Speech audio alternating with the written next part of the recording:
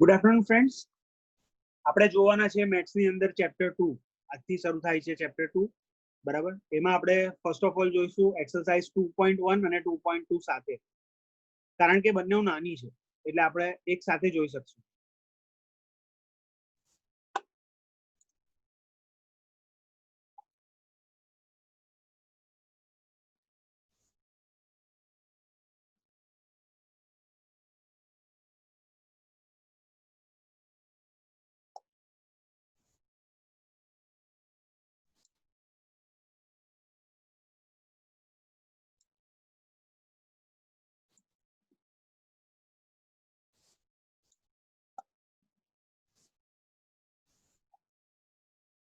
તો મિત્રો અહીંયા ચેપ્ટર બીજું શરૂ થાય છે, જેનું નામ છે પૂર્ણ સંખ્યાઓ.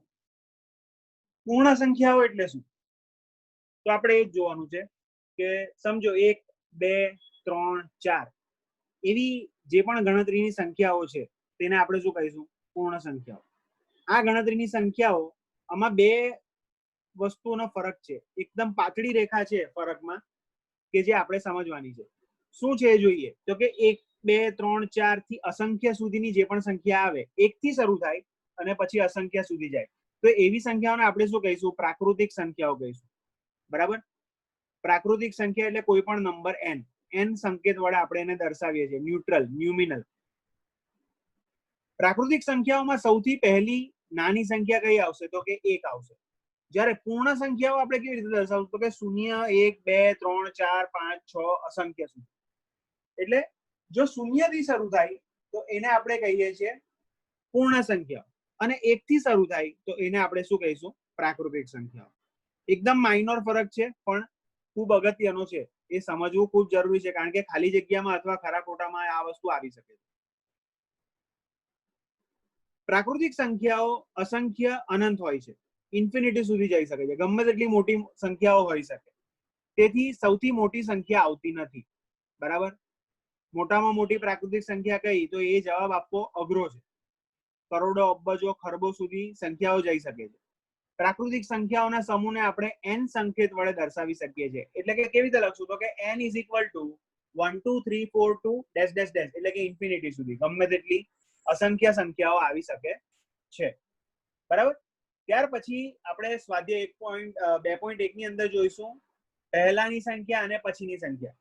આ બહુ ઈઝી છે, પણ સમજવા જેવી વસ્તુ છે. કારણ કે ઈઝી આપણને લાગશે, પણ જ્યારે તમને લાખોમાં સંખ્યા આવશે અને ત્યારે તમને કહેશે કે ફટાફટ આની પહેલાની સંખ્યા કે પછીની સંખ્યા કહો, તો એ તે વખતે તમારા માટે થોડીક દુવિધાપૂર્ણ થઈ શકે છે. એટલે એ વસ્તુ સમજવી, બરાબર રીતે સમજવી એ ખૂબ જ જરૂરી છે. પહેલાની એટલે એને શું કહીશું આપણે? પ્રેડિસર. પ્રેડિસર સંખ્યા. અને પછીની એટલે કે સક્સેસર સંખ્યા, પૂર્વવર્તી અને પ્રતિવર્તી એમ પણ તમે કહી શકો છો. પહેલાની સંખ્યા તો આપેલ સંખ્યામાંથી એક બાદ કરતા. પહેલાની સંખ્યા કેવી રીતે ખબર પડશે? કે જે સંખ્યા છે તમારી પાસે એમાંથી આપણે એક બાદ કરી નાખશું, બરાબર. એટલે કે તરત પહેલાની તેની સંખ્યા મળશે. ધારો કે તમને સંખ્યા આપી છે 9 અને તમને પૂછે પહેલાની સંખ્યા, તો આપણે શું કરીએ? 9 માંથી એક બાદ કરીએ, 9 - 1 કરીએ, એટલે જવાબ આપણો શું આવશે? 8. તો 8 એ 9 પહેલાની સંખ્યા છે. એક સિવાય બધી જ પ્રાકૃતિક સંખ્યાઓ પહેલાની સંખ્યા મળે. આ વસ્તુ વિચારજો કે એક સંખ્યા છે, સંખ્યામાં આપ્યું છે 1. હવે તમને એમ પૂછે કે 1 ની પહેલાની સંખ્યા શું પ્રાકૃતિક છે? તો તમે શું જવાબ આપશો? ઓબ્વિયસલી ના. પછીની એક પહેલાની સંખ્યા એ પૂર્ણ સંખ્યા થઈ જશે, પ્રાકૃતિક સંખ્યા રહેશે નહીં. એટલા માટે જ અહીંયા એવું કીધું છે કે એક સિવાયની બધી પ્રાકૃતિક સંખ્યાઓની પહેલાની સંખ્યા મળી શકે, પણ એકની નથી મળતી, બરાબર. પછીની સંખ્યા તો આપેલ સંખ્યામાં એક ઉમેરતા, જેમ આપણે પહેલાની સંખ્યામાં એક બાદ કરેલો, એવી જ રીતે આપેલી જે સંખ્યા છે એની અંદર એક ઉમેરીએ તો શું થશે? તો એક ઉમેર્યા પછી તરત પછીની જે સંખ્યા મળે છે તે, દાખલા તરીકે તમને આપ્યા છે 12, તો 12 પછી આપણે એક ઉમેરીએ તો શું મળશે? 13, બરાબર. આથી 13 એ 12 ની પછીની સંખ્યા ગણવામાં આવે છે. બધી પૂર્ણ સંખ્યાઓની પછીની સંખ્યા તે મળે છે, બરાબર. 0 અને પ્રાકૃતિક સંખ્યાઓ મળીને પૂર્ણ સંખ્યાઓ બને છે મિત્રો. 0 અને પ્રાકૃતિક સંખ્યાઓ એટલે 0 એ પૂર્ણ સંખ્યા છે અને પ્રાકૃતિક સંખ્યાઓ 1 થી ઇન્ફિનિટી સુધીની. તો આ બે મળીને પૂર્ણ સંખ્યાઓ બનતી હોય છે. એટલે કે કેવી રીતે લખશું પૂર્ણ સંખ્યા માટે? 0 1 2 3 4 ટુ ઇન્ફિનિટી. આ બધી કેવી કહેવાશે? પૂર્ણ સંખ્યા. સૌથી પહેલી અને નાની પૂર્ણ સંખ્યા કઈ આવશે? તો કે 0 છે. પૂર્ણ સંખ્યાઓ અનંત એટલે કે અસંખ્ય સુધી હોય છે. પૂર્ણ સંખ્યાઓના સમૂહને W સંકેત વડે દર્શાવાય છે. જેમ આપણે પ્રાકૃતિક સંખ્યાઓને n વડે દર્શાવતા હતા એવી જ રીતે પૂર્ણ સંખ્યાઓને આપણે W વડે દર્શાવશું. એટલે કે W બરાબર કૌંસમાં 0 1 2 3 4 થી ઇન્ફિનિટી અસંખ્ય સંખ્યાઓ સુધી. બરાબર? બધી પ્રાકૃતિક સંખ્યાઓ એ પૂર્ણ સંખ્યાઓ છે, પણ બધી પૂર્ણ સંખ્યાઓ એ પ્રાકૃતિક સંખ્યાઓ નથી. યાદ રાખજો. પ્રાકૃતિક સંખ્યા એ પૂર્ણ સંખ્યામાં સમાવેશ થઈ જશે, પણ બધી પૂર્ણ સંખ્યા એ પ્રાકૃતિક સંખ્યામાં સમાવેશ નહીં થતો, કારણ કે પૂર્ણ સંખ્યા એ 0 છે. બરાબર? જે પ્રાકૃતિક સંખ્યામાં આવતી નથી. તો હવે આના આધારે આપણે સ્વાધ્યાય 2.1 જોવાના છે. એકદમ ઈઝી છે. નીચેની સંખ્યાઓની તરત પહેલાની અને તરત પછીની સંખ્યા લખો. તો પહેલી આપી છે મિત્રો તમને 65. તો મેં અહીંયા વચ્ચે 65 મૂકી દીધા છે. તો એના પહેલા માટે શું કરવું પડશે ફ્રેન્ડ્સ? 65 માંથી 1 બાદ કરવા પડશે, એટલે જવાબ શું આવશે? 64.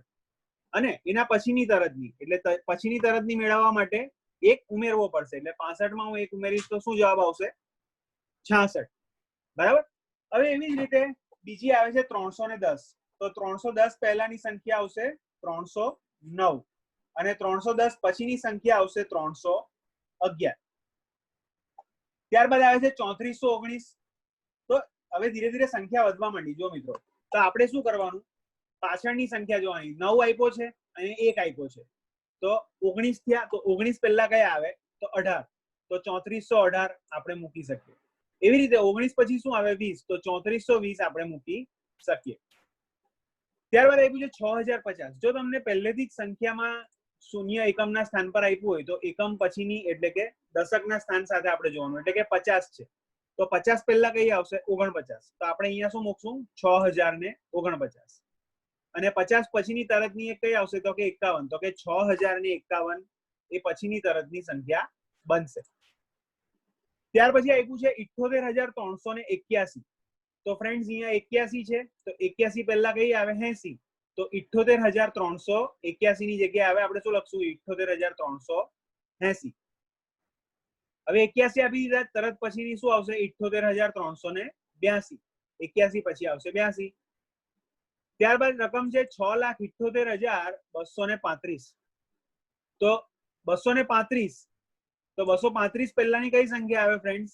235 માંથી 1 બાદ કરીશ તો 234 આવે, એટલે કે 6,78,234 જવાબ આવશે.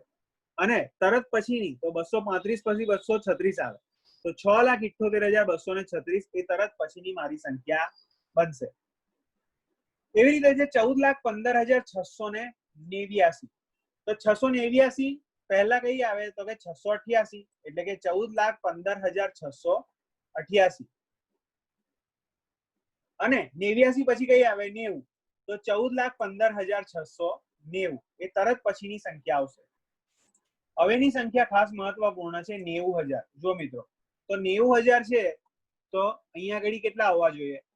તો કે આખી પાંચે પાંચ સંખ્યા બદલાઈ જશે મિત્રો. જુઓ, કારણ કે 90,000 માંથી આપણે 1 બાદ કરશું તો ત્યારબાદની સંખ્યા શું થઈ જશે? અહીંયા સૌથી મોટી જે આઈડિયા અમાઉન્ટ આવી 90 પ્રમાણે ગણતા, તો 89 વખતે 89,999 થશે. એક તમે બાદ કરશો 90,000 માંથી તો એ સંખ્યા આવશે કેટલી? 89,999. એટલે અહીંયા આખી રકમ ચેન્જ થઈ ગઈ અને આ બાજુ 1 જ ઉમેરવાનો છે, એટલે કે 90,001 આવશે.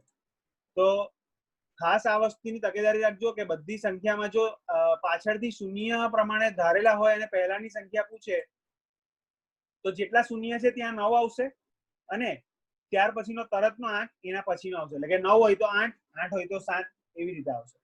અને શૂન્યથી તમને પછીની સંખ્યા પૂછી હોય તો એમાં આપણે 1 ઉમેરી દેવાનો. છેલ્લા શૂન્ય પાસે 1 આવશે, બાકી બધે શૂન્ય જેમ છે તેમ એઝ ઇટ ઇઝ આવશે. બરાબર? સ્વાધ્યાય 2.1 છે. એમાં બીજો દાખલો, નીચેના સંખ્યાઓ વચ્ચેની સંખ્યા શોધો. એટલે તમને 2 સંખ્યા આપી દીધી છે, એની વચ્ચેની સંખ્યા આપણે લખવાની છે.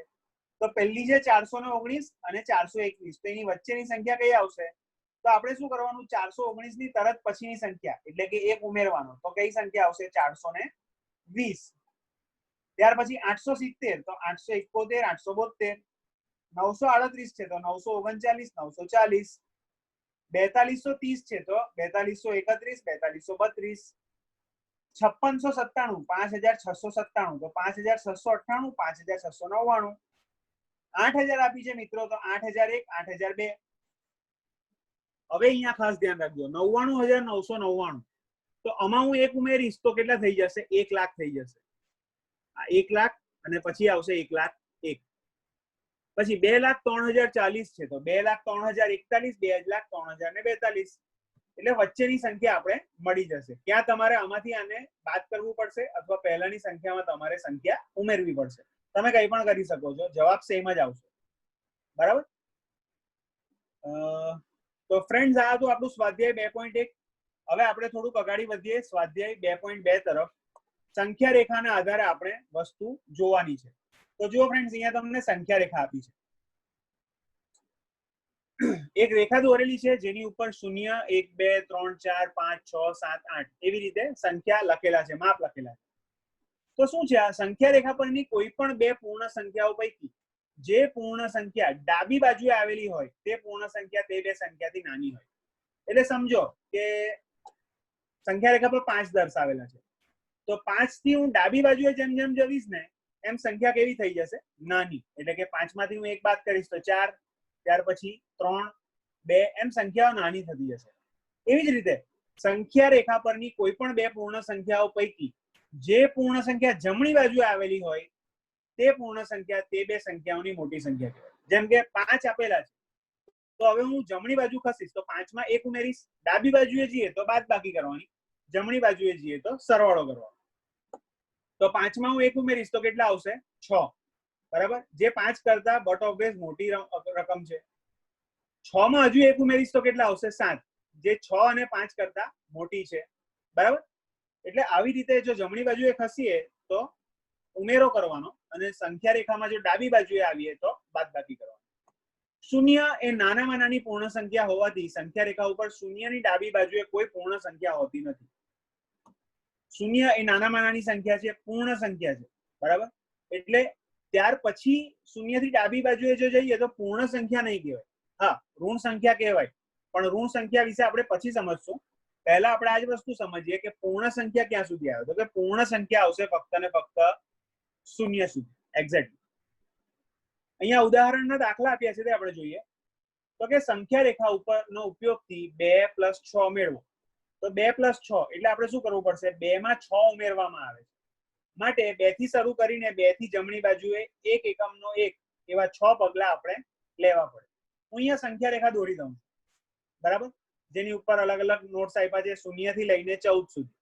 0 1 2 3 4 5 6 7 8 9 10 11 12 13 14 ઓકે હવે મને શું પૂછ્યું છે હું 2 ઉપર અત્યારે છું અત્યારે હું ક્યાં છું 2 + 6 એટલે 2 ઉપર છું ત્યાંથી 6 સ્ટેપ મારે આગળ વધવાના છે એટલે મારો જવાબ આવશે તો 2 થી 1 સ્ટેપ એટલે 3 3 થી 2 સ્ટેપ એટલે 4 5 6 7 અને 8 જો ઉપર અહીંયા મેં લખેલા છે આ સ્ટેપ્સ છે તો હું 2 થી 6 સ્ટેપ્સ વધીશ તો મારો જવાબ શું આવશે 8 તમે સરવાળો કરવો હોય તો કરી લો કે 2 + 6 તો શું આવશે જવાબ 8 આવશે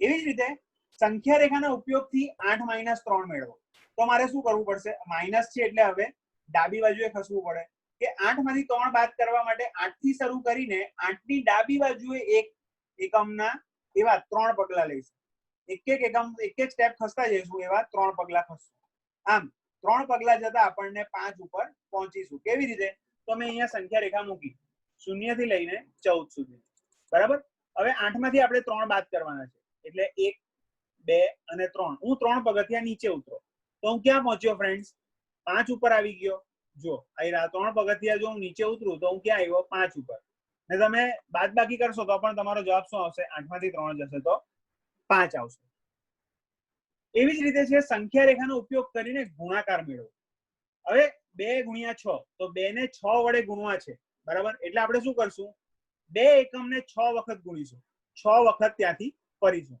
આથી આપણે શું કરવું પડશે 0 થી શરૂ કરીને શૂન્યની જમણી બાજુએ બે બે એકમના 6 પગલા મૂકવા પડે. બરાબર? કેવી રીતે?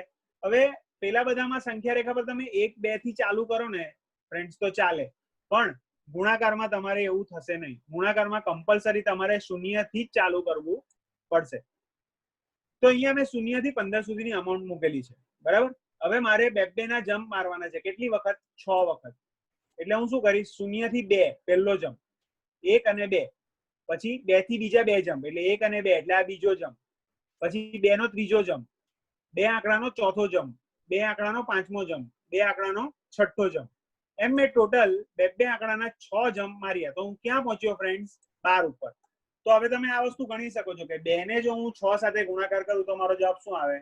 તો મારો જવાબ આવશે 6 દુ 12. તો ફ્રેન્ડ્સ સ્વાધ્યાય 2.2 માં આ જ પ્રમાણેના દાખલા છે જે ઓલરેડી મેં ગણેલા છે. ઉપર મેં તમને આ વસ્તુ ઉદાહરણ થકી સમજાવી છે. તમે આ વસ્તુ જોજો અને ગણજો. આઈ હોપ તમને સ્વાધ્યાય 2.1 અને 2.2 માં સમજ આવી હશે. તો આ સાથે હું મારું આજનું આ સેશન કમ્પ્લીટ કરું છું. Thank you.